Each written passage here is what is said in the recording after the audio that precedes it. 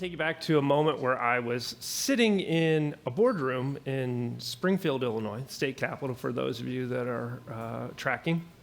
And I was sitting in a boardroom with 4 lieutenant colonels, or who I thought were lieutenant colonels based on my little knowledge of the military at the time.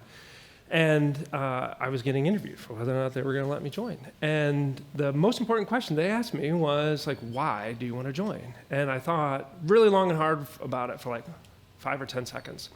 Because I was like, if I thought long, they might think I'm kind of some sort of knucklehead if it took me longer to answer the question. And I thought about giving them the answer they wanted to hear, which was like, oh, patriotism or honor or duty or like something I could have Googled and made up, that I was like, oh, that's what they wanted to hear. Instead, I was like, I think I'm just going to tell them the truth. And I was like, well, for the last 20 years, I've always known that I wanted to serve in the military. I went to an American Legion event when I was a rising senior in high school at Boy State. For anybody that's not a part of Boy State, it is the nerdiest excuse to put on your resume in high school other than that I could think of or was qualified to do. But we basically played fake government for a week on a college campus, and I had a moment where I was in an auditorium at Bowling Green State University, and the governor at the time was there, and there was this moment where we had all these amazing veterans, probably from World War II and Korea and Vietnam, that organized the entire week and put this all on. So you spent an entire week with veterans, and it culminated in this big event. And they asked one simple question: can everybody that's ever served stand up? And it was like every dad, uncle, grandfather, person that you would look up to as a young 16, 17-year-old. And I remember that was the moment for me that I knew I wanted to join the military. And so I flashed backward to, this was like 20 years later, basically. And they asked, why did I want to join the military? And I was like, well, because I don't want to turn 60 and retire, if I'm lucky at 60, and look back on my life and be like, I should have done that, or I could have done that, and I didn't. And so for me, I just told them the truth, that I felt like I had more to give. And every year that passed since that moment when I was in high school, I put some other priority or purpose or person ahead of what was kind of like my calling, or one of my purposes, if you will. And finally, I'd run out of excuses. I woke up one evening and I said, I have to do this. And so when people always ask, like, what was your why, or what called you to serve? And I was like, I was this kind of like shadow that followed me for 20 years that I couldn't shake. And finally, I didn't have any excuse but to do what I felt like I had an obligation to do. And I shared that because it was about 2 years ago, almost to the day, that I was here in Fargo. And if I hadn't been here, I don't think I would be where I'm standing right now and talking about what I'm standing right now, because I was in Fargo 2 years ago and I got a call from a friend, didn't know what they wanted to talk about. And they called me and were talking about a new opportunity and that they thought that I was really well suited for. And I was like, okay, I'm flattered, that sounds cool, but whatever. And what they shared with me ultimately led to me making a big decision to start something new and build my own firm. And the call that I got was a really interesting reflection on somebody seeing the skills, the experience, the personality traits, or the character that I had developed and kind of had observed over a longer period of time, and said, like, you're the best person on the planet to go do this, because you've done each of these unique things and you bring this skill set that really no one else has, and we think you should go do it. And it wouldn't have happened if I wasn't here in Fargo. And so, like, my history and my kind of like most consequential decision I've ever made in my career really started here in Fargo, literally almost to the day 2 years ago. And so it's really fitting that I get to be here, and Craig Tavine I don't think knew that. But I'm here today because of the decisions of a lot of other people that saw in me what I was hoping one day I could be myself. And that's really, I think, important to me, because when I made this decision to start my own firm, my decision was really a reflection of what I thought was my best combination of my skills and my passions. And that was combining those two things to focus on investing in U.S. national security.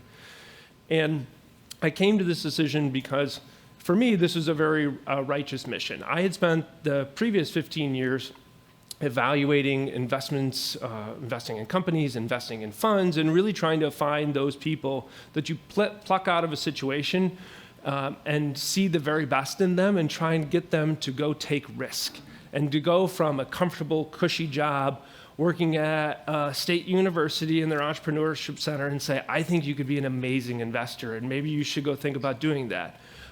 Or you're working at a very big private equity firm, and the firm does 12 things, and I think you should go do one thing. And for me to have somebody call and acknowledge what they saw in me and give me the coaching that I give to others was actually this really flattering moment. And that they thought I should use my skills for a higher purpose and combine what I really love and have found this kind of community and identity with what I'm also quite skilled at. And so when I made this big decision, this was a decision I made where I thought like I was taking more risk if I stood still and stayed in my position than if I changed my role and started my own firm, which I'd been entrepreneurial but never been an entrepreneur. I'd helped dozens of amazing individuals combine their talents and their passions to go generate extraordinary returns for people. So I came to this decision really from it wasn't just one big moment, but it was a culmination of a bunch of different small decisions that I made, which, when I was a 16-year-old, I don't think I had the emotional maturity to know, how to make decisions that were in my own best interest, because I was thinking about the externalities of, validation from others, whether it was my parents, my peers, my colleagues, my superiors, and thinking about what they thought would be best decisions that I could make. And it took me 20 years to try and figure out how I could use my best skills and how I could come to this decision to start my own firm. And so it wasn't just one moment where I was like, oh, I woke up and made this decision. But I time and time again, I kind of was faced with these moments where I had to think about how can I manage this risk, and how can I think about taking, it would be more risky for me to stay and keep doing the same thing than if I went and did something else. And all of those moments were really an opportunity for me to just invest in myself, invest in my own identity and knowledge of what I could accomplish, and my own ambition, if nothing else. And so, whether it was me stopping playing basketball in college, that was the reason I got into this school that I got into was I was a really good basketball player. Might have given that away, but by my size and appearance. Or stopping, I used to practice law, and I stopped practicing law to go into investing. And so it was well, don't do that. You just threw away all this education, all this hard work. That's a huge risk. You're going to take a huge pay cut and start all over again. Or don't come to North Dakota and build an office and invest over $100 million. You're what are you going to invest in? Well, I think today you've understood what there was to invest in. Part of what I've always believed in is going where the opportunity is when others don't see it. And so a lot of the decisions that I made were forged by me having to understand what was best for myself. And so coming to this decision to start a private equity firm focused on national security came from what was the purpose? What did I know I had a unique skill set to do? And why did I feel like this was a really righteous mission? Because our mission, if you will, is to really try and better align our financial markets with the freedoms we hold dear. And if we can do those two things, it's a really remarkable opportunity where every person in America can say they played a role in protecting our country and ensuring that we continue to have these enduring values that will allow our children and future generations to carry forward the pursuit of life, liberty, and happiness.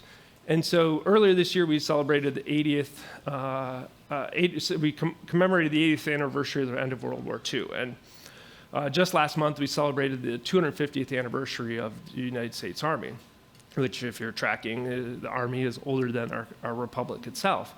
Later this year, we celebrate the 250th of the Navy and beloved Marine Corps. And so when we think about what we have in a country, the things that make us incredibly great, and why we want to take these things and try and align our financial markets and our freedoms is because we have the greatest entrepreneurial ecosystems in the United States, the most abundant capital markets in the United States, and the strongest civilians and warfighters in the world today. And if we can take all of those things and do one thing, we can take the ingenuity and innovation of our entrepreneurs and the heroism and bravery and resources of our military and the civilians that support them to think about how can everybody have a role in investing in the next generation of America and our values. Because the things that make us great, democracy and the diversity of belief, are also the things that are adversaries don't have. They are usually unitary authorities and can make decisions and move at a pace that we don't. But when we come to find these shared values and these shared beliefs, where I think most people would argue national security sounds like it's a good thing. We like security and we like our nation. You put those together, it's like, yeah, we like those things together. Most people don't like national insecurity, so as a result, if nothing else, you just should like national security because it's better than national insecurity. But if we take for a moment, we like national security, it's something that everybody can participate in, whether it's through your asset allocation, through your enlistment, through your faith, through your philanthropy.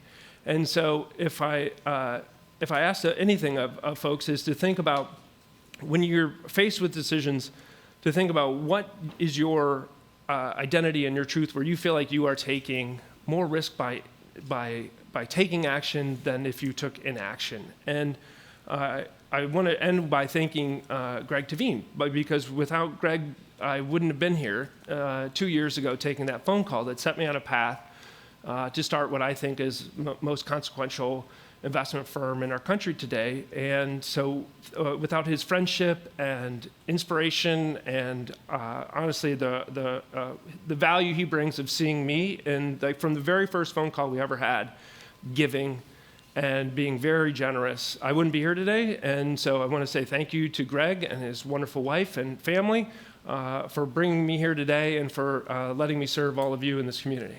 So thank you, Greg.